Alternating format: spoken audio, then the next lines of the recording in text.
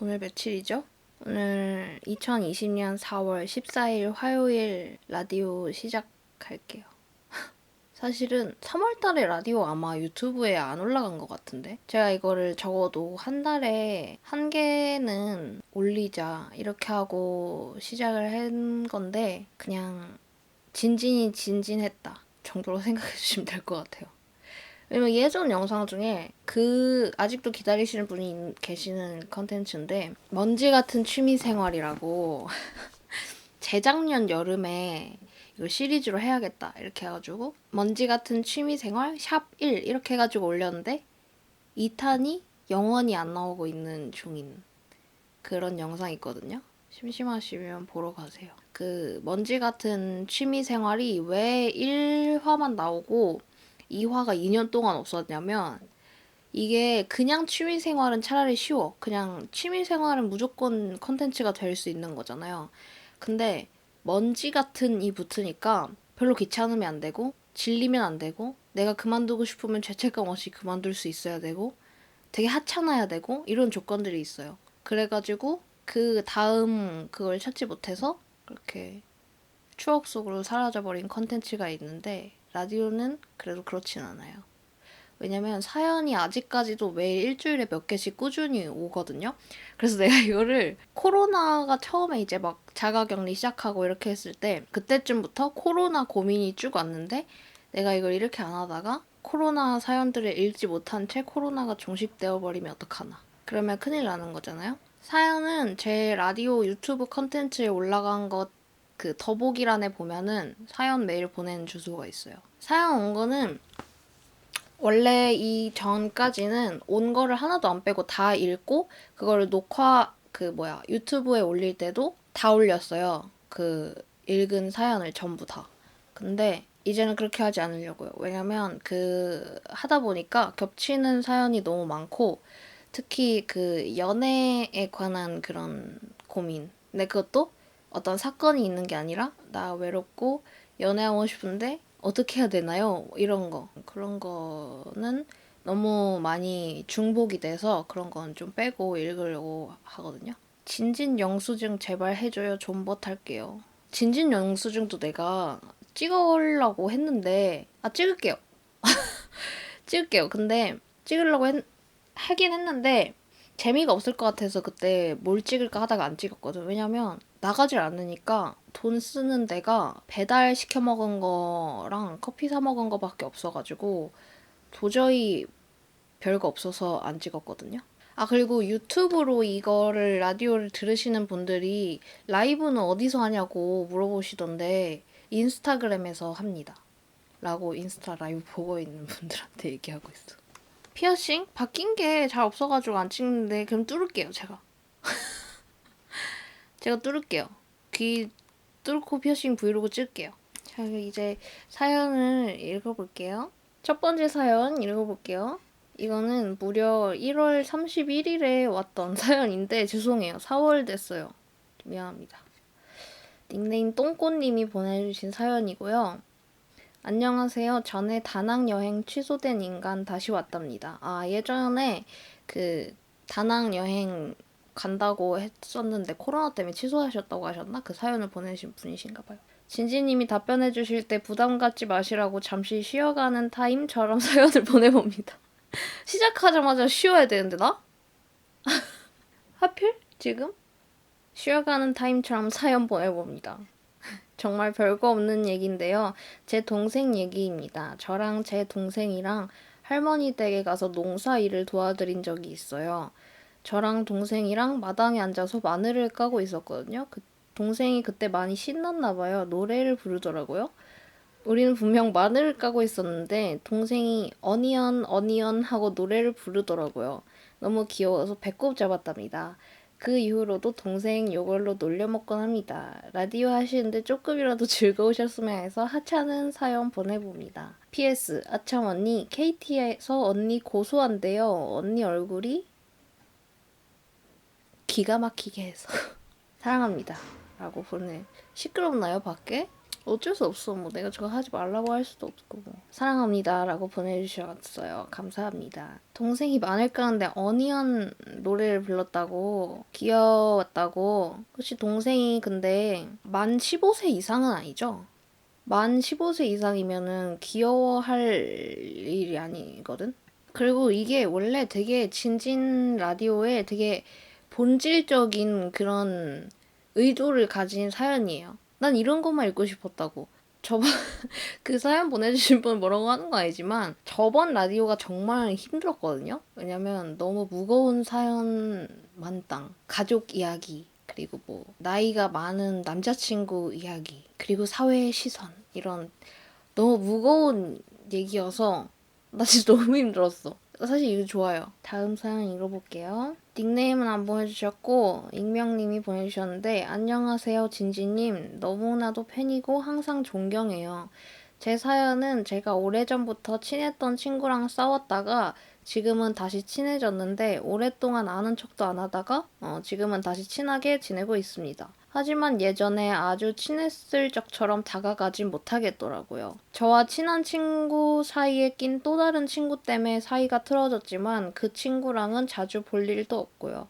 정말 친한 친구였는데 그때 그렇게 일방적으로 사이를 틀어지게 했던 게 많이 후회가 되네요. 이 친구랑 예전처럼 다시 친해질 방법은 없을까요?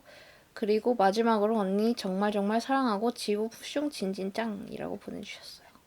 다른 친구 때문에 사이가 틀어졌지만 예전처럼 친해지고 싶다는 사연. 그 일을 없었던 걸로 칠 수는 없지만 예전처럼 돌아가고 싶다면 예전처럼 행동해보는 게 중요한 것 같아요. 그렇게 하다 보면 처음에는 행동뿐이었을지라도 나중에는 뭔가 그렇게 하는 게 또 익숙해지면서 싸웠던 기억이 흐려지면서 좀 괜찮아지지 않을까. 채팅창에 그동안 있었던 일 얘기하고 다 풀기. 그때의 일을 둘이서 얘기해 보는 것도 좋은 해결 방법이겠지요?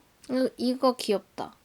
친구한테 나는 예전처럼 친하게 지내고 싶다고 넌 어떠냐고 물어보는 것도 좋을 것 같네요. 네, 힘내시고 친구 관계가 다시 회복될 겁니다. 힘내세요. 익명님이 보내주신 사연이에요. 제목 우울하고 무기력함에 지쳤어요. 안녕하세요. 방학에 침대에 박혀 살고 있는 수험생이에요.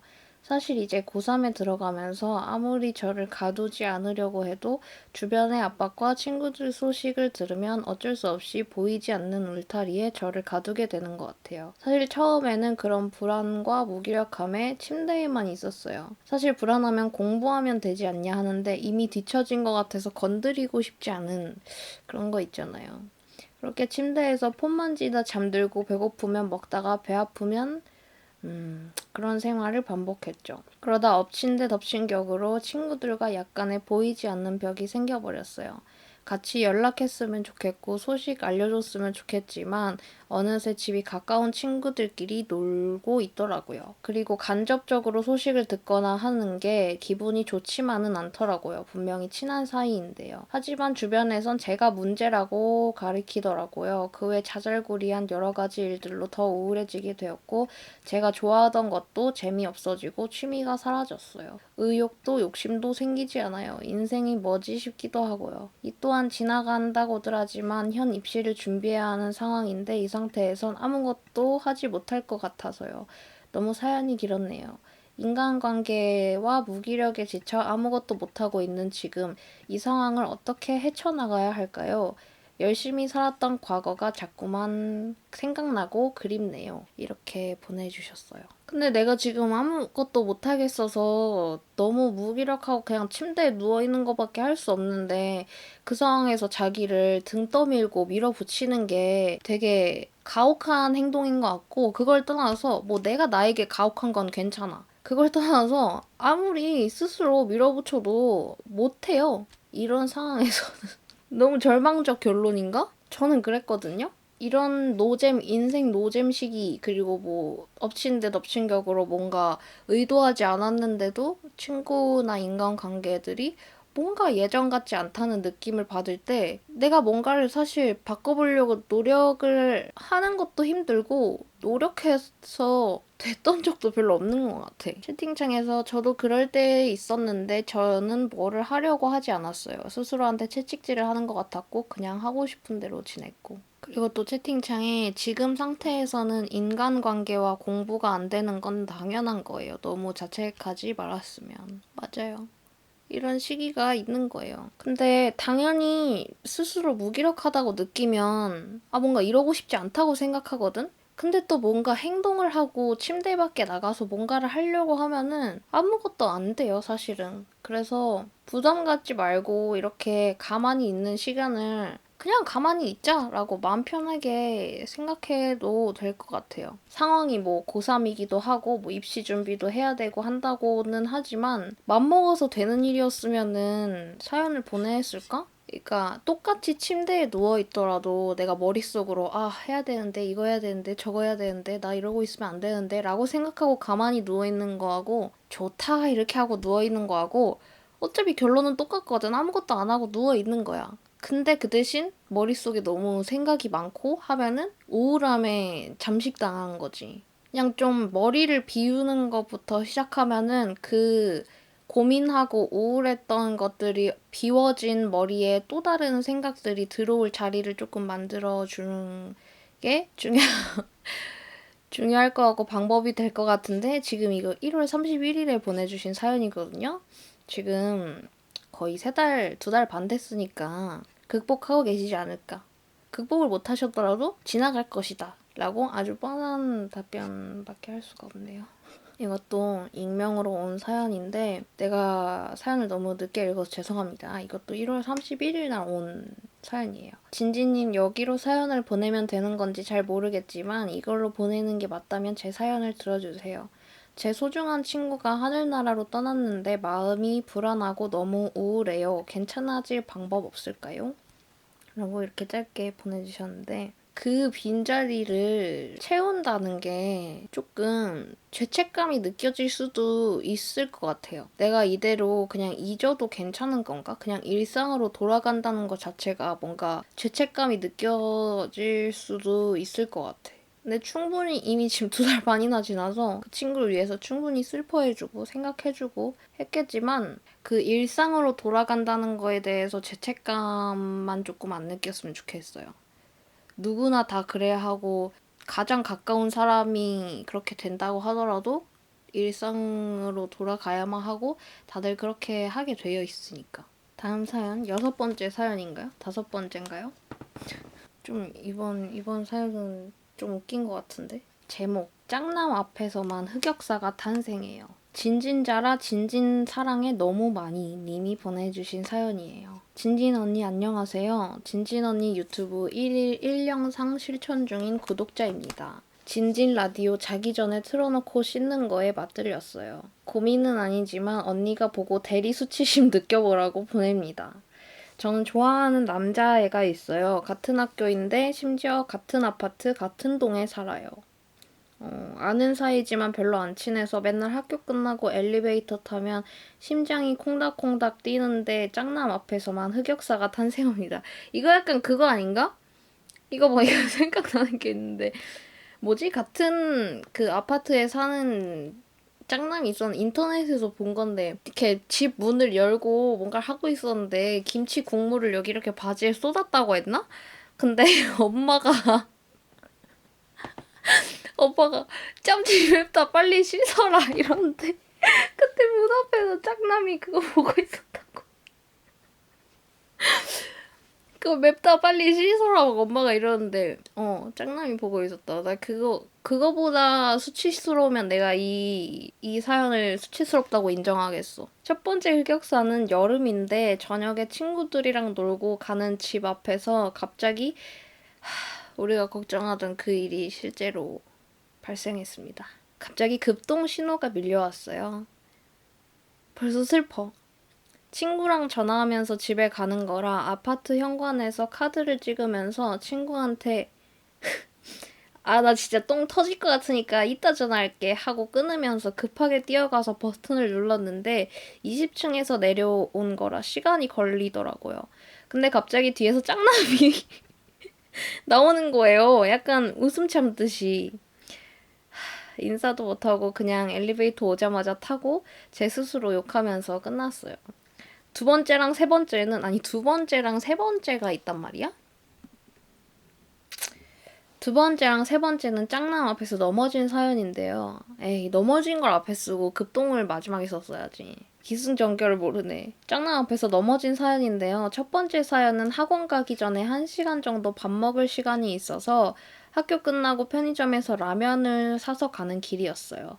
그날 하필 갑자기 비가 쏟아져서 라면 봉지 들고 뛰어가는데 비 오는 날 그 아파트 숲길에서 넘어졌어요.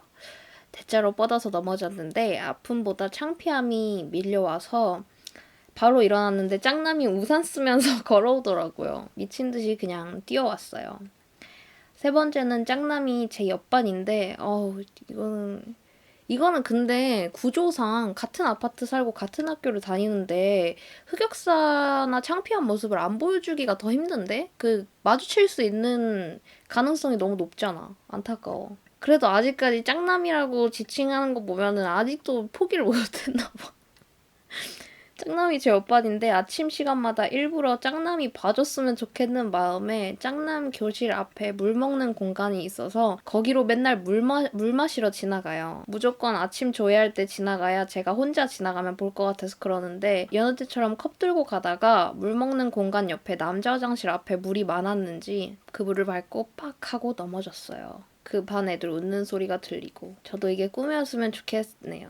언니가 볼지 말지 모르겠지만 언니 사랑합니다 라고 보내주셨고 저는 제가 하고 싶은 말은 그냥 저는 이 짝사랑에 애도를 표합니다. 원래 이런 얘기할 때는 이제 자기의 창피했던 경험도 함께 나누면서 괜찮다 우리 모두 그런 경험이 있다라고 하면서 이제 위로를 해주는 거잖아요. 그래서 제가 이제 넘어졌다고 해서 생각난 건데 넘어진 적은 많아요. 근데 이때까지 기억날 만큼 창피했던 게 제 친구가 이제 전동 킥보드를 저희 집에 놓고 가서 그거를 한창 타고 다녔어요. 뭐 커피 사러 갈 때나 뭐 그럴 때 타고 다녔는데 그날도 전동 킥보드를 타고 제가 그때 제 복장이 어땠냐면 얼마 안 됐어요. 이번 겨울에 일어난 일이거든요. 롱패딩에다가 이제 슬리퍼를 신고 모자를 쓰고 아마도 마스크까지 쓰고 헤드폰까지 그 위에다 썼을 거예요. 그래서 뭐 솔직히 내 지인이 봐도 나인지 모를 정도로 그렇게 하고 이제 킥보드를 타고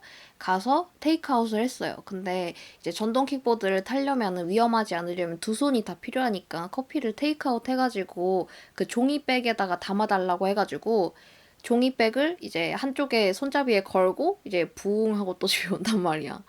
근데 그 스타벅스 앞에서 종이백을 이렇게 딱 걸고 내가 그때 무슨 통화 중이었어. 통화 중이었는데 갑자기 뇌가 고장났는지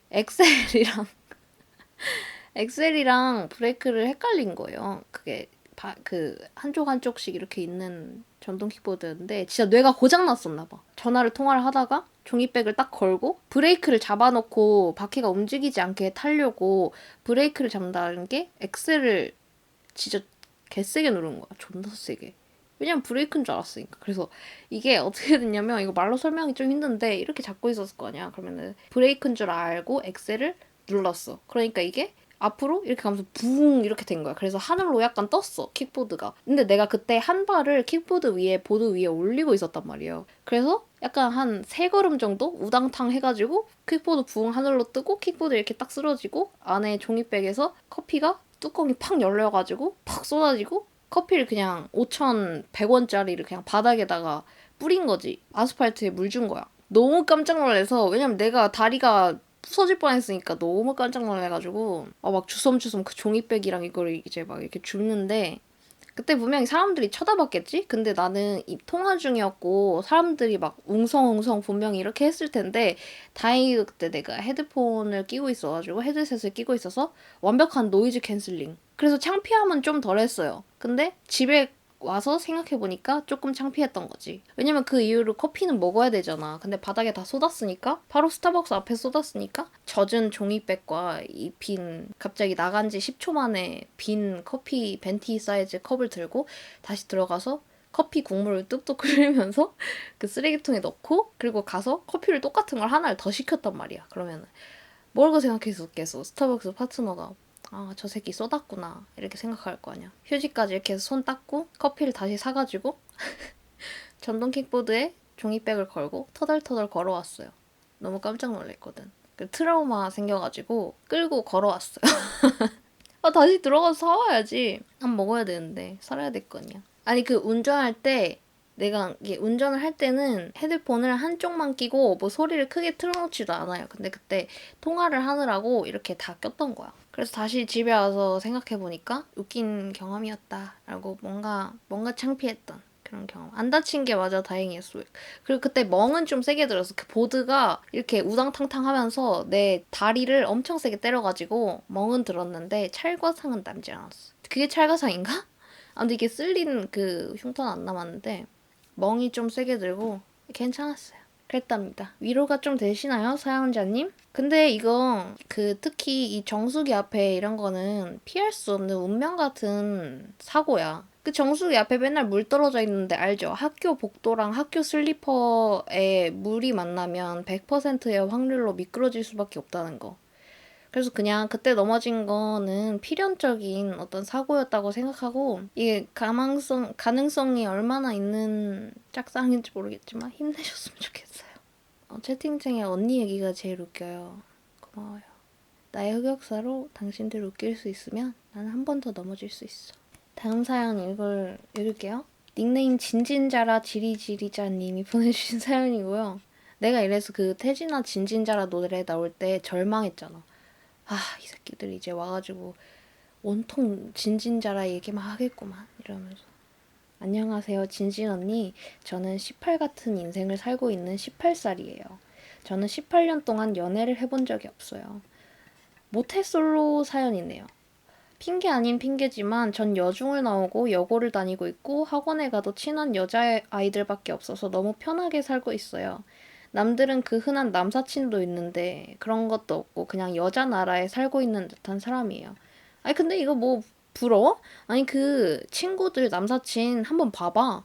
별로 남사친 안 갖고 싶을걸? 그냥 남사친이라는 존재는 갖고 싶다고 할지언정 친구들의 남사친을 한번 봐보라고. 그게 나의 외로움을 달래줄 수 있는 존재가 될 확률이 조금이라도 있는지 잘 봐봐. 이거 안 부러워해도 돼. TMI지만 길에 지나가는 남자를 보면 괜히 쫄고 그런답니다. 왜 쫄아? 남자라는 그 생물이 약간 익숙하지 않아서 그냥 피한다는 건가? 그래서 굳이 일직선으로 계속 걸어도 되는데 돌아서 간 적도 있어요. 사실 연애를 꼭 하고 싶다는 생각은 잘 들지 않아요. 그냥 드라마를 보고 주변 친구들 연애하는 거 보면 저도 하고 싶다는 생각을 하기는 해요. 사실 이 사연을 보내는 이유는 어떻게 하면 연애를 할 수 있냐는 것을 물어보는 것은 아니에요. 저도 제가 왜 연애를 못하는지 알기 때문이죠. 연애가 필수도 아니고 딱히 하고 싶다는 생각도 잘 안 들지만 연애 한 번 안 해보고 학창 시절을 또 보낼 수는 없잖아요. 그래서 연애 한 번 해보고 싶지만 이미 글른 것 같고요. 이 사연을 보낸 이유는 그냥 저 같은 분들도 계실 텐데 혼자가 아니고 저도 있다는 것을 알려주려고요. 같이 힘내요. 뭐 이거 힘낼 일 아니에요. 이거 뭐 주눅들 일도 아닌데 뭐. 언니 사랑해요. 그리고 너무 궁금했는데 언니 도대체 왜 이렇게 귀엽죠? 이유 좀 말해줘요. 이 학창 시절에 연애 한 번 못 해본 게 나중에 뭐 후회가 될 것 같다. 그냥 연애 한 번도 못 해본 게 살짝 그냥 좀 그냥 그렇다 이렇게 말씀하셨는데 진짜 아무 상관없고 내 얘기 들어볼래? 언니 얘기 들어볼래? 나 학창 시절에 했던 연애 다 병신 같아. 나이가 들어서도 병신 같은 연애를 할 확률이 높은데 그 나이도 어리고 사리 분별도 잘 안 되고 그리고 그때는 되게 집착하는 게 연애인 줄 알고 그런 부분도 분명히 그런 친구들이 클 거고 많을 거고 지금 생각해보면 붕신 같아. 그래 지금 채팅창에도 학창 시절에 연애를 안 했다는 걸 후회 안 했다는 분들이 많아요. 아무 생각 안 든다 이런 사람도 있고. 이게 필요 없어. 그 어렸을 때 미디어에서 보여주는 어린 시절의 풋풋한 사랑, 학생, 연애 없어. 그런 거 없어.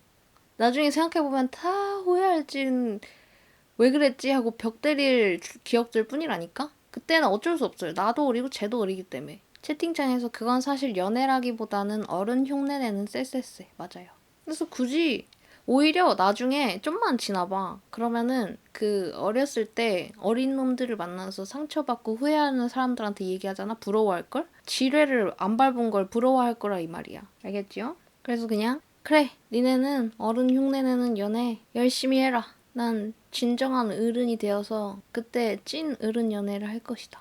이렇게 생각하고 마세요. 다음 사연이에요. 익명님이 보내주신 사연이고, 안녕하세요. 저는 애벌레라는 별명을 가진 21살 여자입니다. 사연의 시작으로 가자면 때는 2018년 11월 당시 고3이었던 저는 수능 끝나고 걸썩 돼지를 보았죠. 부모님의 살을 빼지 않겠냐는 많은 잔소리와 함께 PT를 시작했고 3개월 동안 열심히 미안합니다. 카톡을 꺼내야 돼. 어디까지 읽은 거야? 3개월 동안 열심히 먹고 싶은 것도 안 먹고 진짜 많이 엄청 힘들게 운동을 해서 15kg를 감량했어요. 그리고 저의 PT는 끝이 났고 저는 그렇게 대학에 입학하게 되었습니다. 처음 한두 달에서 두세 달은 괜찮았어요.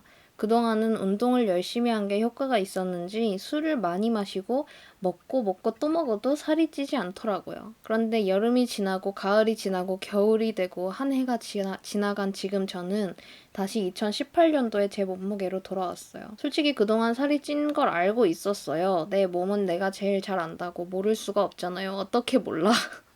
근데 모르는 척 한 것 같아요. 자기 합리화겠죠? 금방 뺄 수 있어. 내가 그렇게 운동을 열심히 했는데 설마 이런 생각으로 몇 달을 보냈고 결국 저는 다시 돌아왔어요. 몸무게를 보자마자 충격과 함께 뭔지 모를 실패감에 눈물이 나더라고요. 분명 내가 운동을 안 해서 생긴 결과인데 그렇게 몇 주를 우울감에 빠져서 평소보다 더 많이 먹고 울고 또 먹고 후회하고를 반복했죠. PT를 다시 하고 싶은데 저희 부모님은 저에 대한 신뢰를 잃으셨어요. 돈을 들여서 아니, 너무하다. 아니 이거는 신뢰를 잃은 거는 PT를 끊어줘도 1kg도 못 뺐을 때 신뢰를 잃은 거지. 15kg 빼고 1년 지나가지고 다시 찐 거 가지고 신뢰를 잃었다고 하시니까 진짜 속상하네. 돈 들여서 PT를 하면 뭐하냐. 관리도 못하고 다시 돌아왔는데 라고 하셨어요. 그래서 혼자서 운동을 하려고 해도 뭘 어디서부터 어떻게 시작을 해야 되는지 모르겠더라고요. 식단도 운동도 항상 옆에서 누군가 알려주고 시키는 대로 했는데 이제 혼자 하려니까 막막하고 그렇더라고요. 서두가 너무 길었네요. 저의 고민은 부모님을 어떻게라도 설득해서 PT를 받고 싶은데 어쩌면 좋을지 모르겠다는 겁니다. 제가 살을 다시 뺄 수 있긴 할까요? 저도 저를 못 믿겠어요. 진짜 이런 우울하고 짜증나는 사연 보내서 죄송해요. 그냥 어디다가 말은 하고 싶은데 친구들한테 말하자니 조금 창피하기도 하고 그냥 익명의 힘을 빌려서 사연 보내봐요. 긴 글 읽어주셔서 감사합니다. 진진님 사랑해요. 라디오 번창하시길. 진진짱 느낌표 10개. 이렇게 보내주셨어요. 근데 이게 진짜 너무한 게 이렇게 살 쪘다고 또 살 빼라고 가스라이팅하고 근데 거기에다가 성공을 하고 1년 있다가 이렇게 찐 거 가지고 아니 이게 근데 어쩔 수 없는 게 그 사람마다 체형이나 체질이라는 게 있어가지고 그러니까 어쨌든 이렇게 운동을 안 하고 전처럼 많이 먹으면은 그 전에 몸무게로 돌아오게 돼 있는 건 맞거든요. 근데 이분은 PT를 끊어줬을 때 사연자분은 뭐 하나도 성과가 없었던 게 아니라 빼고서 누구나 그럴 수 있어. 누구나 목적을 달성하면은 조금 해이해져서 이렇게 운동 안 하고 먹을 수도 있는 건데 본인보다 더 속상하겠어? 살 빼라 해가지고 PT 끊어줘서 살 뺐다가 그냥 자기 체질대로 이렇게 돌아온 거 가지고 돈 들여서 PT 하면 뭐하냐 관리 못하고 다시 돌아왔다고 하고 너무 욕하나? 이 사연자분 부모님인데? 나 너무 속상해. 그렇게 말씀해보세요. 지금 두 번째는 좀 다르지 않겠냐. 이렇게 내가 아예 성과가 없었던 게 아니라 PT 받고서 그때 살 빠졌었으니까 그렇게 하고 이제는 유지하는 방법을 배우면 되는 게 아니냐. 이렇게 얘기를 해보세요. 그리고 그 전에 이렇게 부모님의 말이나 그런 것보다도 내가 진정 이걸 원하는가도 한번 먼저 생각해보고 나도 그렇게 하기를 원한다라고 하면은 그렇게 부모님한테 말씀해보세요. 너무하네 진짜. 웽알님이 보내주신 사연이에요. 저는 이제 고3 되는 진지님 골수 팬입니다. 제가 고등학교 오면서 중학교 때의 친구들과 연락을 아예 끊고 고1 때 만난 친구 4명과 지금까지 친하게 지내고 있어요. 그러다 보니까 저는 이 4명이 너무 소중하고 정말 잃고 싶지 않은 관계였어요. 너무 잘 맞기도 했고요. 제가 의지할 곳이 친구밖에 없거든요.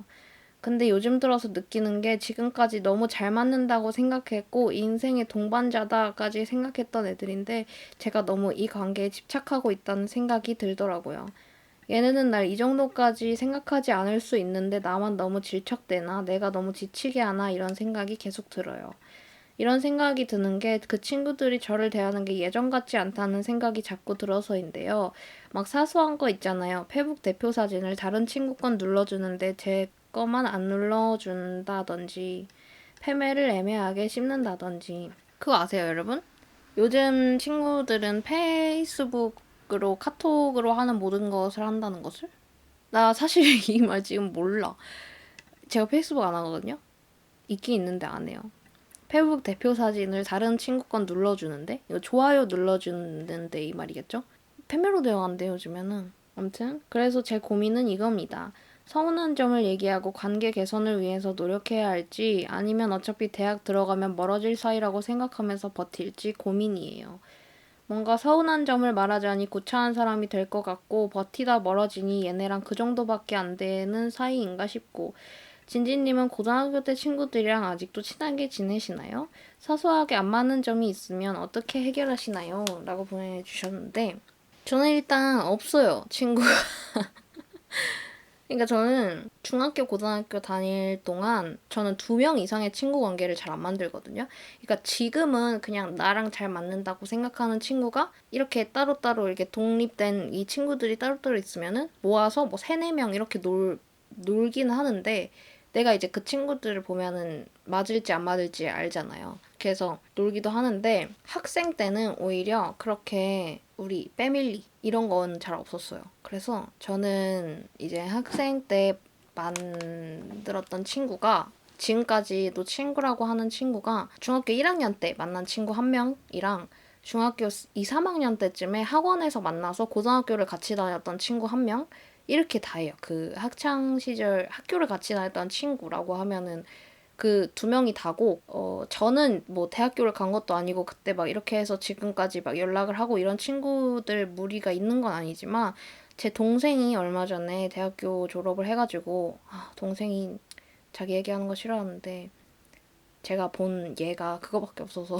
얘기할게요. 제 동생 졸업식에 그 동생의 초등학교 친구, 중학교 친구 이렇게 해가지고 막 이렇게 온 걸 보고서 뭐 대학교 들어가고 대학교 졸업해도 이렇게 할 수 있구나라고 생각이 들어서 나중에도 관계를 유지를 할 수는 있다.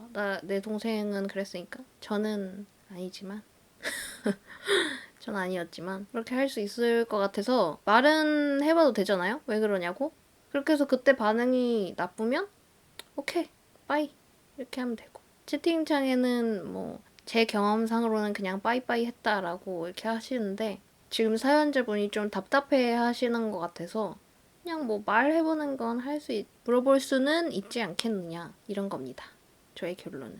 다음 사연 읽어볼게요. 닉네임 바베큐님이 보내주신 사연이고 이거 꼭 읽어주세요. 사랑해요 진진이라고 보내주셨는데 내용이 안녕하세요 진진님. 저는 이번에 18살이 된 고딩입니다. 저에게는 남자친구가 있는데요. 제 고민은 남자친구와의 진도 문제입니다. 아무래도 저희가 거의 불알 친구였다가 사귀게 된 사이라 편해서 그런가 진도가 빨라요. 엄청 빨라요. 지금 사귄 지 1달 됐는데 이거 뭐 그거야? 소설이야? 1달 됐는데 키스까지 나갔어요. 미쳤어요. 어쨌든 제 걱정은 솔직히 하고 싶은데 미성년자 때는 하지 않기로 결심했거든요. 근데 하면 범법자가 되는 것도 아닌데 굳이 스스로를 규제해야 되나 생각도 들고 피임만 잘하면 되는 거 아닌가 싶기도 하고 그런데 또 죄책감 들고 찝찝해요. 이거 어떻게 해야 되나요? 그리고 진지님 정말 사랑해요. 쪽쪽. 역시 진도가 빠른 커플답게 저한테도 뽀뽀를 날려주셨어요. 근데 이거 뭐 죄책감 들고 찝찝한 문제는 이거는 성교육의 문제야. 이렇게 할 죄책감 들고 찝찝해야 될 문제가 아닌데 약간 그거를 잘못된 것처럼 이때까지 쭉 주입식 교육을 받아왔기 때문에 이거 뭔가 범법은 아니지만 그래도 좀 그렇지 않나? 라고 막 생각을 하는 거지. 근데 그런 거 아니고 이 사연 보내주신 분 말씀처럼 스스로를 규제해야 되나 생각도 들고 피임만 잘하면 되는 거 아닌가 싶기도 하고 했잖아요. 맞아요. 피임만 잘하면 돼요. 채팅에서 날것의 상담이래. 정말 날것의 사연이네요. 너무 귀엽다. 아니 뭐 사연자님 말이 다 맞아요. 스스로 규제를 막 그렇게 할 필요도 없고 피임만 잘하면 되고 죄책감 들고 찝찝할 필요 없어요. 범법자가 되는 것도 아니고. 채팅창에서 미성년자 때의 성관계는 자궁에 좋지 않대요.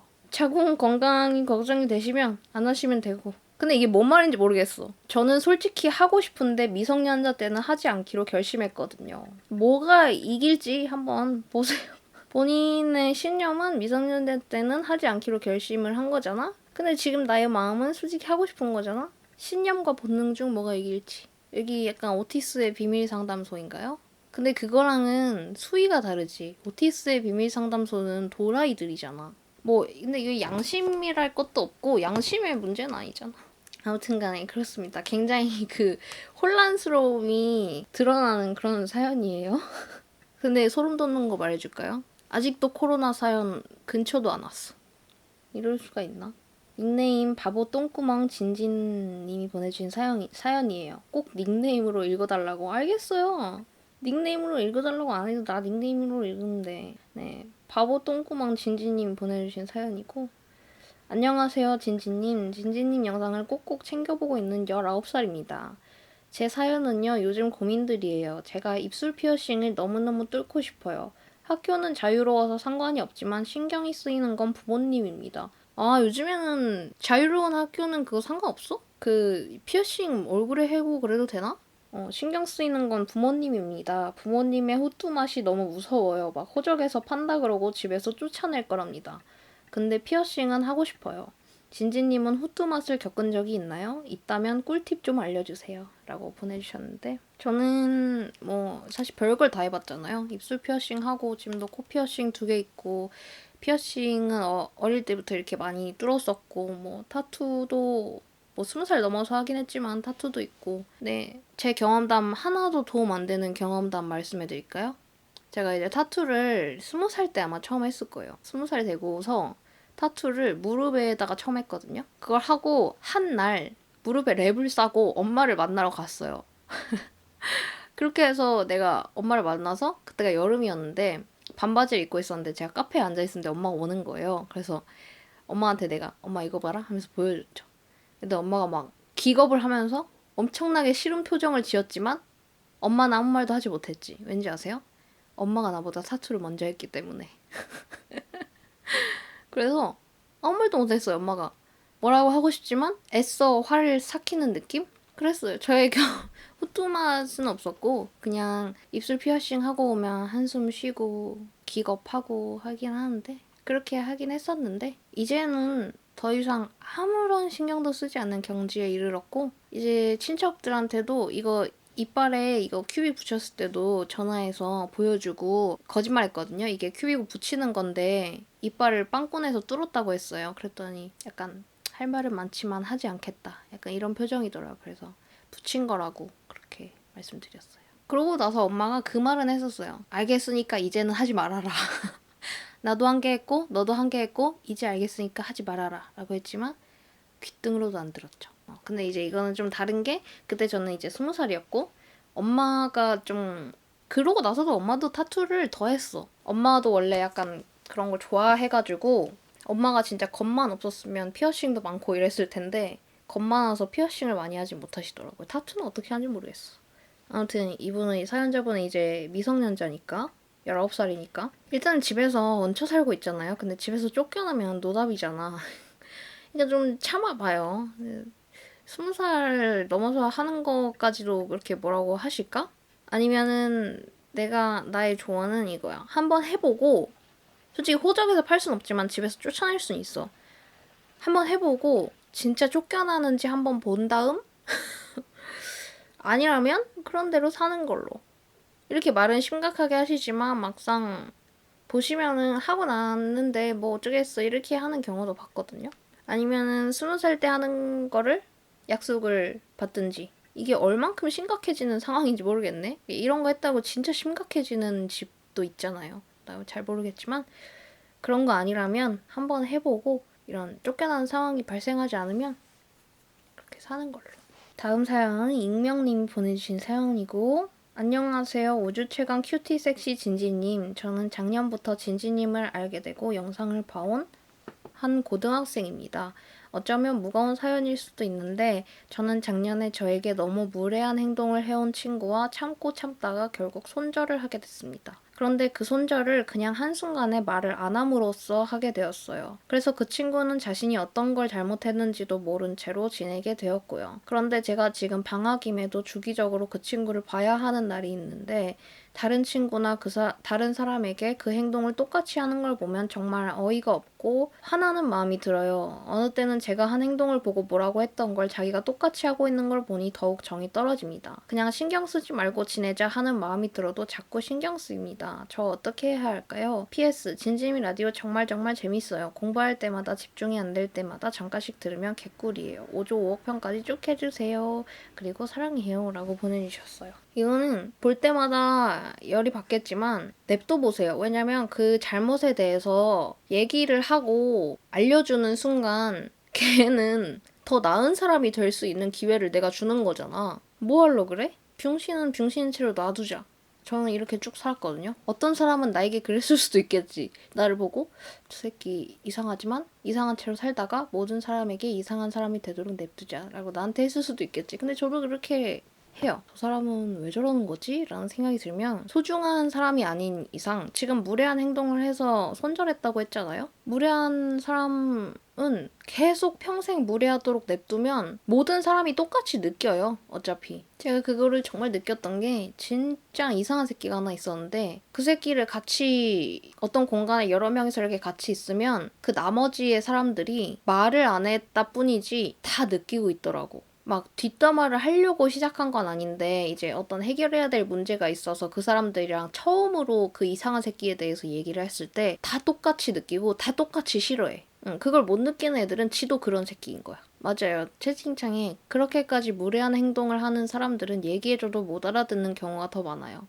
괜히 얘기를 꺼냈다가 그 이상한 새끼가 나를 이상한 새끼라고 생각하는 게 기분이 나쁠 바에는 그냥 저 새끼는 저렇게 살도록 냅두자. 그러면서 조금 그거를 다른 사람들한테 무례한 행동을 하고 다닐 때 그 분노를 조금 희열로 바꿔보세요. 저는 그걸 조금 즐기는 편입니다. 뭐 나한테 소중한 사람도 아닌데 굳이 그거를 내가 뭐 고쳐줘야 되고 분노를 느끼는 거는 내 그것만 갉아먹는 거라서. 다음 사연은 익명님이 보내주신 사연이고 익명이라고 했으면서 이름을 써놨네.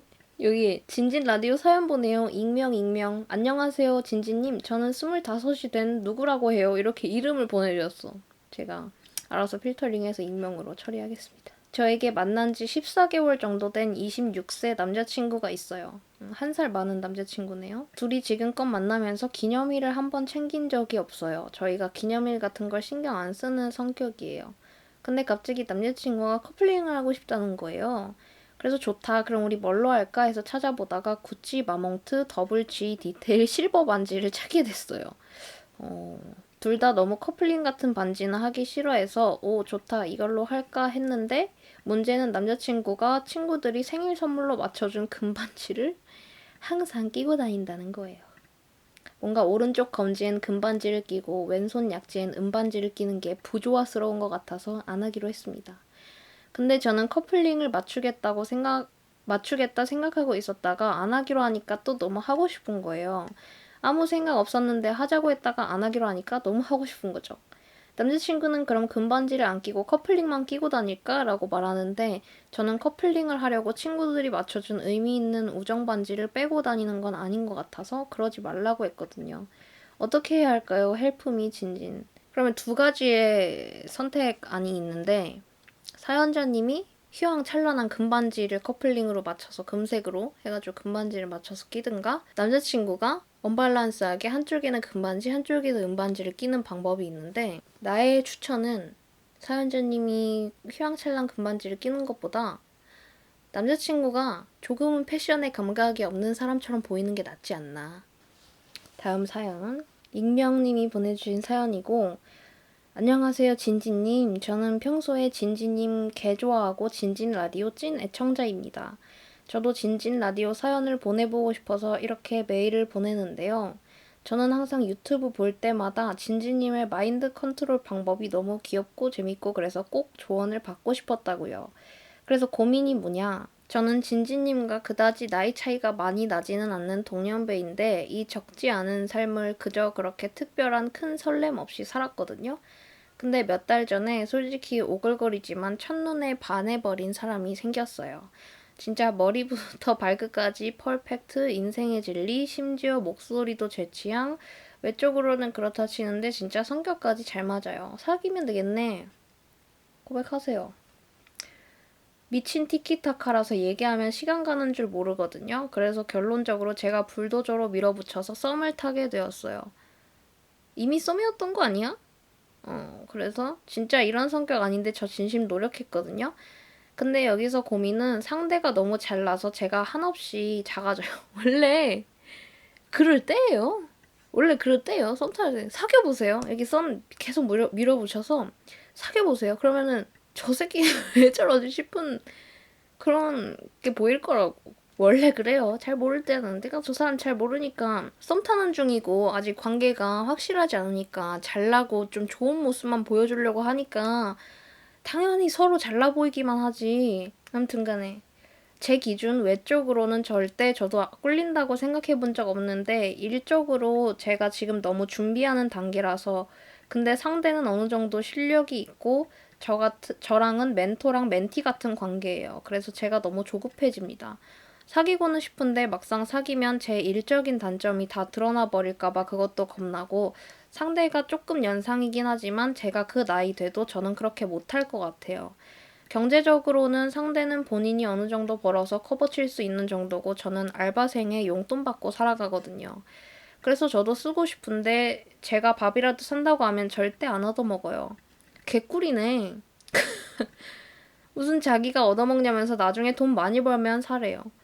나중에 돈 많이 벌어서 사면 되지. 미쳤냐고 제가 살 거라고 우겨서 다음엔 제가 산다고는 했는데 마음이 좀 그래요. 이거는 근데 사고 싶으면 어떤 방법으로든 살 수 있어요. 밥이 그렇게 사주고 싶고 뭔가 해주고 싶다 이런 마음이 들면 어떻게든 해줄 수 있어. 걱정하지 마세요.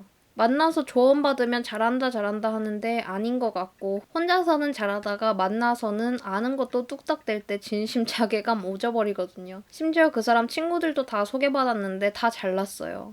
제 기준. 따흐흑 짜증나요. 평소에 저는 간지에 죽고 간지에 살며 제 장점 찾아내는 게 취미일 정도로 저를 사랑하는 사람인데 갑자기 왜 이렇게 된 건지. 어떠한 마음가짐으로 이 썸을 임해야 할까요, 진지님? 근데 사실 사귈지 못 사귈지도 모르는데 김칫국 오지게 원샷하면서 사연 보냅니다. 주위에서는 다 미친 썸이라고 했단 말입니다요. 아무튼 진지님 만약 라디오 3회를 하신다면 몇 회지 지금? 아무튼 제 사연이 등장하길 바라면서 이만 물러가도록 하겠습니다. 그리고 저 진진 라디오 너무 재밌어서 듣고 또 듣거든요. 그러니까 라디오 폐지하지 말아주세요. 폐지는 없다. 다만 두세 달에 한 번 올 수도 있다는 점. 알겠죠? 진진님 매일 행복하게 사시고 돈도 많이 버세요. 진심이에요. 쩌렁쩌렁 하트 하트. 아니 친구도 소개받았다고 하면은 그 사람도 어느 정도 썸 이상으로 관계를 발전시킬 마음이 있으니까 자기 친구들도 소개시켜주고 했겠지? 그래서 뭐 사귈지 안 사귈지도 모르겠다. 이거는 그 사연자분이 어떻게 하느냐에 달린 것 같고 이 시기에는 자기가 한없이 작아 보이고 저 사람은 존나 잘나 보이는 게 정말 정상입니다. 왜냐면 썸 관계에서 저 사람이 잘나 보이지도 않고 별로면 썸을 타겠어, 애초에? 뭔가 내가 끌릴 만한, 나한테 매력 어필이 될 만한 잘난 점을 가지고 있으니까 내가 썸을 타고 연락을 계속하고 사귈 생각을 하고 하는 거지. 이건 너무 당연한 거예요. 10살 연상인 거 아니면 사귀세요라고 채팅창에. 그래, 그리고 이거 사귀면 개이득인데? 그리고 있지, 내가 말해줘? 이거 뭐 멘토랑 멘티 같은 관계라고 했잖아요. 당연히 일하는 부분에 있어서는 사연자님이 그 썸 타는 분을 보다 잘할 순 없어요. 그러려고 약간 그런 이제 멘티랑 멘토 같은 관계가 있는 거고 그렇게 된 거고 오히려 자기보다 잘하지? 일 잘하고 모든 걸 너무 잘하지? 약간 자기 존재의 이유를 모를 수도 있어. 그거에서 조금 더 매력을 느끼는 걸 수도 있잖아. 내가 뭔가 일적으로든 이렇게 가르쳐준다. 이런 거에서 전 굉장히 그런 거에 만족감을 잘 느끼거든요. 내가 뭔가 오지랖하고 훈수두고 이런 거에서 굉장히 만족감을 느끼는 사람으로서 그런 사람일 수도 있고 무조건 내가 모자란 게 단점은 아니라는 거. 너무 귀엽네요. 행복하세요. 됐지요? 이 말이 듣고 싶은 거죠? 자, 다음 사연. 다들 닉네임 귀염 뽀짝하게 짓던데 그런 재주 없어서 저는 그냥 없어요입니다. 없어요 님이 보내주신 사연이에요. 저는 이번에 대학교를 졸업하고 19살부터 찜콩에 넣은 회사에 들어가려고 준비 중이에요. 근데 일을 하지 않으면 불안해져 버리는 병이 있어서 일단 1년 계약직으로 좀 괜찮은 일을 하게 되긴 했는데 그 회사랑, 가고 싶은 회사랑 관련이 없어서 걱정이에요. 차라리 관련 있는 직업을 했으면 됐는데 이미 1년 계약서까지 작성해버려서 1년 날린 기분이네요. 인생 길다지만 요즘 이 문제 때문에 잠도 잘 못 자요. 현실적으로 어떻게 생각해야 될까요? 엉엉이라고 보내주셨어요. 회사에 한 번도 다녀본 적 없는 나에게 이런 고민을 보내다니. 나 잘 몰라. 왜 그런 거지? 왜 들어가려고 그거 생각해놓은 회사랑 아무 관련이 없는 회사에 1년 계약직으로 왜 한 거지? 일을 하지 않으면 불안해져 버리는 병이 있어서 아무것도 안 하기가 힘들어서 1년 계약직으로 회사를 들어갔어? 일을 하지 않으면 불안해져 버려? 하지만 1년을 이미 다니기로 약속 도장 쾅 찍었다는 거. 회사를 다니면서, 그럴 수 있나 근데? 회사를 다니면서 남는 시간에 회사와 관련된 자격증이라든지 이런 것을 조언하는 것은 너무 허무맹랑한, 정말 회사 취업 준비를 한 번도 안 해보고 회사를 안 다녀본 사람만이 할 수 있는 조언인가요? 미안합니다. 그리고 아직 너무 어린데 돈 워리 하라고 채팅창에서. 맞아요. 다음 사연입니다. 안녕하세요. 저는 20살 닉네임 초코우유입니다. 바로 사연 쓰도록 할게요. 20년 동안 저는 바지를 너무나 잘 입은 나머지 옷장에 하이라곤 바지뿐이었어요. 근데 대학에 들어가게 되면서 여러 스타일을 시도해보고 싶더라고요. 그래서 치마나 원피스도 입어보고 싶은데 혹시 추천하는 브랜드나 사이트가 있으시면 추천해주세요. 제가 뭐라고 할까요, 과연? 서울스토어에 들어가라고 하겠죠? 왜냐면 나도 그렇게 막 쇼핑몰 막 그렇게 수집해서 쇼핑하는 스타일이 못 돼가지고 저도 잘 몰라요. 미안합니다. 그리고 제가 그동안 모아둔 돈으로 정말 사고 싶었던 신발인 닥터마틴을 구매했는데 너무나 예쁜 신발이지만 어떤 스타일과 매치해야 할지 모르겠더라고요. 특히 저는 와이드 팬츠를 많이 입어서 닭마 신발보다 운동화가 잘 어울려서 자주 신지 않게 됐어요. 닥터 마틴 워커에 잘 어울리는 스타일도 추천해주세요. 이런 패션 고민을 이야기할 제 주위 친구들이 많지 않아서 고민을 털어놔 봅니다. 읽어주셔서 감사드리고 진지님이 최고 유튜버라는 걸 잊지 말아주세요. 항상 진진님의 영상을 보며 힐링하고 특히 라디오가 너무 재미있어서 제 사연도 소개되면 행복해서 기절할 것 같네요. 사랑합니다. 라고 보내주셨고 이거 앞에 치마나 원피스 입어보고 싶다. 이거에 대한 답변과 닥터 마틴 워커를 어디다 신어야 되냐 이거에 대한 답변이 하나야. 치마나 원피스에 닥터 마틴 워커 신으면 얼마나 이쁘게요? 내가 생각해도 이 닥터 마틴 워커가 아마도 하이겠지? 워커니까? 그거에다가 플로럴 패턴 원피스나 그냥 솔직히 아무거나 입어도 닥터 마틴 워커는 되게 그 느낌이 있어. 약간 컨버스처럼. 어디에나 입어도 예쁘고요. 워커라고 해서 진짜 막 공장 막 벽돌 나를 것처럼 입어야 되는 건 아니잖아. 저는 오히려 그런 투박하고 약간 청키한 닥터 마틴이나 뭐 그런 워커류에 좀 반대되는 스타일을 잘 입고 잘 어울린다고 생각하고 많은 분들이 그렇게 입으시잖아요. 아니 널린 게 치마는 원피스인데 저기 서울스토어 들어가서 원피스 탭이 따로 있어요. 그래서 거기서 원피스 쇼핑하시고 배송 오면 뜯어서 닥터마틴 워커에다가 신으시고 슬랙스 와이드 슬랙스에는 닥터마틴 워커 신으시면 안 됩니다. 신으시면 안 돼요. 아시겠죠? 닥터마틴 워커 하이에다가 와이드 슬랙스 안 됩니다. 그거를 슬랙스를 워커 안에다가 집어 넣어서 조거 팬츠처럼 입을 수는 있어요. 그치만 와이드 팬츠를 바지를 밑단을 다 꺼내서 그 안에다 워커를 신는다? 안 돼요. 다음 사연. 이거 너무 좋아. 보이세요? 여러분? 글씨 크고 굵은 거 보이세요? 너무 좋아. 나 이거 할 때마다 착시 그림 너무 많이 보는 것처럼 끝나면 어지럽단 말이지. 익명님이 보내주신 사연이에요. 안녕하세요, 진지님. 저는 언니의 영원한 팬입니다. 저의 고민은 제가 며칠 전에 타투를 받았는데 인스타로 찾다가 마음에 드는 스타일의 타투를 하시는 타투이스트 분이 있어서 예약을 하고 타투를 받으러 갔습니다. 처음이라 너무 긴장도 됐고 아플까봐 숨도 제대로 못 쉬고 있었습니다. 이제 할 준비를 다 마치고 타투를 봤는데 위치가 쇄골 밑이라 봤는데 뭔가 민망하고 부끄럽더라고요. 남자분이셔서 더 그랬던 것 같아요. 그렇지만 무서운 게 먼저라 아무 생각도 들지 않았습니다. 그런데 받으면서 타투이스트 분이랑 얘기를 하는데 어머 미친 정말 제가 변태 같을 수도 있지만 향기랑 타투를 하는데 옷을 걷어서 팔에 보이는 타투까지 너무 설레더군요. 제가 연애를 안 한 지 좀 돼서 외로워서 일어나 남자의 손길이 오랜만이라 일어나 생각했지만 이건 찐 러브인 것 같습니다. 정 어떡하죠? 지독한 짝사랑을 시작하게 된 것 같아요. 근데 정말 다가가기에는 부담스럽고 저는 그냥 손님이라 선을 넘는 것 같아서 뭐 어떻게 할지를 모르겠네요. 저 어떡해요? 라고 보내주셨어요. 근데 그 타투이스트가 선을 그었대? 손님이라 선을 넘는 것 같아서 어떻게 해야 될지 모르겠다는데 선을 그었대? 그거 모르는 거잖아. 선을 긋지도 않았는데 선을 넘는 거 아닌가 이렇게 고민하는 거는 너무 실례 아니야? 일단은 나의 조언을 받으려고 보내신 건지 모르겠지만 일단 뭐 회사원 직장인이신지 알바를 하시는지 뭐 모르겠지만 어쨌든 돈을 모아요. 돈 버세요. 벌 수 있는 만큼 버세요. 그리고 타투 받으러 또 가요. 눈도장 찍으러 가야지. 그래서 일단은 뭐 한 번 더 뭘 받을 생각이 있으면 한 번 더 가서 받아보고 약간 찝쩍대보고 아니다 싶으면 이 사람은 전혀 날 너무나 손님으로만 생각한다. 고객으로만 생각한다 하면은 어쩔 수 없지 뭐. 나한테 관심도 없는데 계속 내가 타투를 받으러 가면서 돈을 쓰면서 그 남자의 팔뚝 옷을 걷었을 때 보이는 팔뚝의 타투와 향기를 맡으러 내가 계속 몇십만 원씩 돈을 내고 타투를 받으러 갈 수는 없잖아. 한 번은 더 받으러 가서 찝쩍대 볼 수 있지 않느냐. 리터치 꼭 받으러 가시고 채팅창에 너무 좋은 조언이 있어. 미니 타투만 10개 고고. 이렇게 하면 되겠네. 너무나 사랑에 빠져버렸는데? 이 사연자분? 채팅창에 나중엔 멀리서 걸어오는 것만 봐도 머신기 돌리고 있을 듯.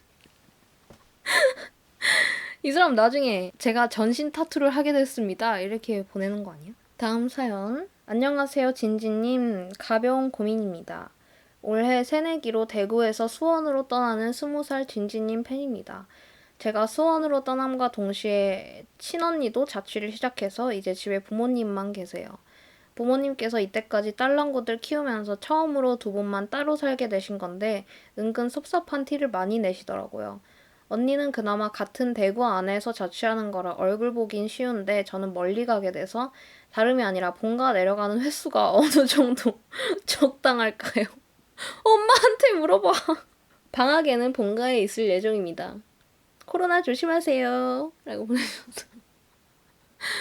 아니 학기 중에 본가에 몇 번 내려가야 좋을지 물어보는 사연은 또 처음이네. 근데 이 사연자분도 자기도 엄마 아빠도 물론 딸내미들 없이 혼자 두 분이서 사시는 게 처음이지만 이 딸도 지금 혼자 사는 게 처음인 거잖아. 그래서 지금 이걸 나한테 물어보는 거야.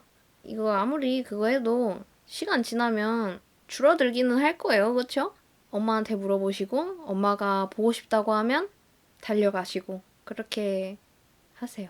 나중엔 자주 가다가 나중엔 한 번도 안 가게 돼요 라고. 나중에 그렇게 하다가 대학교 졸업하고 집 들어갈 때 갈 수도 있어. 안녕하세요 진진님. 진진 라디오 3번째 라이브 듣다가 용기 내서 익명으로 사연 보내봅니다.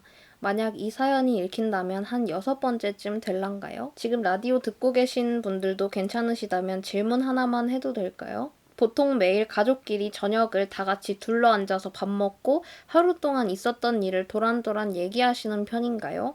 다른 일을 하고 있다가도 부모님이 오시면 달려나가서 맞이해주고 그러시나요? 저는 가족이랑 안 산지 엄청 오래돼서 뭐 이랬던 적이 솔직히 기억이 안 나요.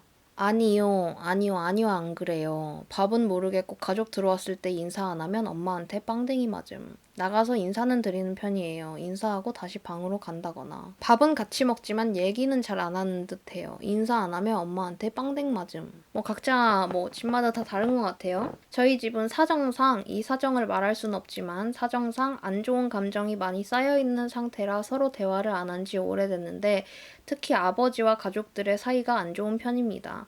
항상 강압적이시고 고지식한 옛날 사람 마인드라 대화가 안 통하고요. 시도를 하려고 해도 벽에다가 대고 얘기하는 기분이에요. 말 걸 생각만 하면 심장이 쿵쾅거리는 지경에 이르렀어요. 제가 먼저 말 걸라면 할 수 있겠지만 섭섭하기도 하고 괜히 오기가 생겨서 먼저 말 걸어주기 전까지는 저도 말 걸기가 싫어요. 하지만 이런 집안 분위기가 너무 숨막히고 싫어서 집에 있는 것 자체가 싫어질 정도라면 역시 제가 먼저 다가가야 하는 게 맞는 걸까요? 그게 맞다면 어떻게 다가가야 할까요? 라고 보내주셨어요. 이 마음 아주 공감을 합니다. 되게 콘크리트 벽이 쳐져 있는 느낌이라서 뭐 대화로 풀면 되지 않겠느냐 하는데 그 대화를 시작하는 것 자체도 어렵고 시작해도 항상 나만 울고 고구마가 목구멍이 꽉 막히고 고구마로 쳐맞은 기분으로 끝나는 그런 대화. 그래서 시작하기 무섭고 이렇게 보기만 해도 약간 그런 기분이 심장이 쿵쾅거리고 이런 기분이 드는 거겠죠? 근데 현실적으로는 이런 분위기에서 뭔가 먼저 이렇게 부모님이 특히나 이런 고지식하고 강압적이신 부모님이 먼저 대화를 뭔가 노력을 하시는 게 불가능한 일이죠? 없는 일이죠? 잘 없어요. 애초에 그렇게 대화를 먼저 꺼내고 뭔가 노력을 행동으로 하시는 분일 거였으면 이런 분위기가 애초에 만들어지지 않았을 거란 말이야. 그래서 되게 답답하실 것 같은데 나는 노력을 하려고 하는데 그게 끝에는 결국에 나만 상처받는 걸로 끝난다면은 그거를 계속 시도하면서 내 마음을 계속 갉아먹는 방법을 추천하고 싶지는 않거든요. 저도 아빠가 너무 무서웠어가지고 저는 그냥 이 세상에 단 하나 무서운 사람이 아빠였어요. 엄청 심할 때는 진짜 이 사연자분처럼 보기만 해도 뭔가 막 무섭고 제가 원래 눈물샘 허벌이거든요. 근데 진짜 말만 하면 울었어요. 조금만 화내는 톤으로만 얘기해도 눈물이 막 났어요. 그간 되게 많은 상처를 받았다는 거겠죠? 근데 그거를 저는 되게 합리화를 했어요. 아빠는 옛날 사람이고 되게 고집도 세고 당연히 나는 내 세대의 사람이 아니니까 저렇게 하는 걸 뭔가 합리화하고 아빠가 내가 봤을 때 좀 저건 아닌데 싶은 그런 행동들도 그냥 모르는 척하고 봤지만 그냥 들었지만 상처되는 말을 들었지만 진심은 아닐 거야 라고 하면서 되게 합리화를 많이 하고 했었는데 이제는 그러면 안 된다고 생각해요. 자식이어도. 자식이어도가 아니라 누구한테든. 근데 오히려 이런 부모님들은 되게 오히려 다른 사람한테는 다 이렇게 잘하는데 어쩌면은 자식이 내가 만들었고 나보다 밑에 있을 수밖에 없는 존재라고 생각하기 때문에 그렇게 하시는 게 있다고 생각하거든요. 그래서 그 생각을 바꾸는 게 되게 어려운 거지. 그러면서 저는 나중에는 아무리 그래도 나도 인간인데 자기 자식이라는 이유만으로 이렇게 하는 건 내가 참아야 될 일도 아니다 라고 그냥 저는 그렇게 결론을 내렸었어요. 그렇게 마음의 결론을 내리는 게 되게 힘들겠지만 왜냐면 가족이잖아요. 이걸 내가 돌아서 버리면 저 사람은 뭔가 이미 벽을 치고 있는 것 같은데 나마저도 돌아서서 대화를 시도를 안 하려고 해버리면 이제는 더 이상 끝난 가족이라는 게 없는 것 같고 막 이런 기분 들거든요. 근데 그 사람 바꿀 자신이 없으면 이건 뭐 부모님이든 누구든 그 사람 바꿀 자신이 없으면 내가 상처를 받으면서까지 그냥 나를 지키고 싶은 마음이 더 큰가 아니면은 가족이니까 그 사랑이 더 큰가를 생각을 해보셔서 나를 지키는 게 더 나는 중요하다라고 생각하면 굳이 마음에 상처를 입으면서까지 그렇게 하라고 하고 싶지 않아요. 이미 너무 많이 상처를 받은 거잖아요, 이거는. 그래도 가족에 대한 아버지에 대한 부모님에 대한 사랑이 더 크다면은 내가 상처를 받더라도 그렇게 할 수밖에 없는 건 그냥 그냥 그 사람이 원래 그런 사람인 거야. 둘 중에 뭐를 선택하든 그냥 그런 거지. 그게 뭘 의미하진 않아요. 그냥 그런 거예요. 그게 뭘 의미하진 않으니까 둘 중에 본인한테 뭐가 더 큰지 고민을 한번 해보시고 결정을 하시는 것이. 그리고 뭐 한 번 이렇게 한다고 해서 그게 죽을 때까지 지속되는 거 아니잖아요. 나는 대화가 안 통한다, 말 안 할 거다라고 다짐을 했지만 그게 뭐 나중에 어떤 계기로 인해서 내가 뭔가 시도를 하려고 하지 않았는데도 그게 어떻게 막 조금 풀리게 되는 그런 것도 있고, 지금 내린 결정이 죽을 때까지 가지 않을 수도 있으니까 지금 당장에 내가 어떤지 잘 생각을 해보라고 하니까 좀 그런데 고민을 해보시는 게 어떤가. 결국 코로나 사연 안 나왔어. 큰일 났어. 진짜로 코로나 종식되고 이거 코로나 사연 읽는 건 아닌지. 근데 솔직히 이거 분량 1시간 막 이렇게 되잖아요. 최소 40분에서 뭐 1시간 이렇게 되는데 그거 끝까지 듣는 사람 있어요? 왜냐면 내가 여러분을 시험하려고 한 건 아닌데 항상 마지막을 뭐 오늘 뭐 라디오 이렇게 했고 뭐 끝입니다. 뭐 안녕히 계세요. 막 이렇게 멘트를 한 게 아니고 끝 이렇게 하고 끝내거나 아 이제 그만해야겠다. 막 이렇게 하고 끝내거나 진짜 대충 끝내거든요. 근데 만약 그거를 들었으면 한 명이라도 마무리 왜 저래요? 이렇게 할 만한데 아무도 댓글 안 달더라고. 그래서 이 사람들 다 틀어놓고 자는구나. 물론 그게 저의 의도이긴 합니다. 이걸 들으면서 자라고 애초에 찍은 건 맞아요. 그래서 길게 한 것도 있고 막 20분, 30분 이렇게 막 감질만 나면은 그걸 틀어놓고 막 잠들다가 듣다가 끝나버리고 이러니까 언니 영상은 그런 마무리 익숙해요. 아 그렇구나. 아 다 듣고 있는데 아 그냥 이 새끼는 그러려니 이렇게 하는 거구나.